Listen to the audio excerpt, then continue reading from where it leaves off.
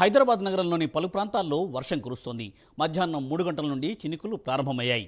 Miyapur, Chandanagar, Serilingampally, Kukatpally, Hyder Nagar, Alvin colony, Nizampet, Pragathi Nagar, Medchal, కండల్కోయ, Dundigal, Gandimaisamma, Patan చెరువు తదితర ప్రాంతాల్లో వర్షం కురుస్తోంది. అలాగే మెదక్ జిల్లా వ్యాప్తంగా వర్షం కురుస్తున్నట్లుగా సమాచారం.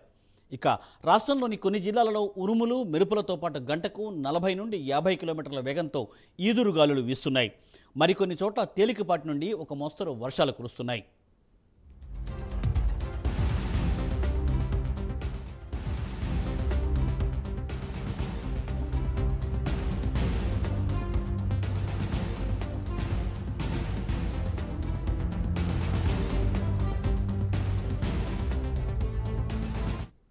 ఉపరితల ఆవర్తనం బలహీనపడింది.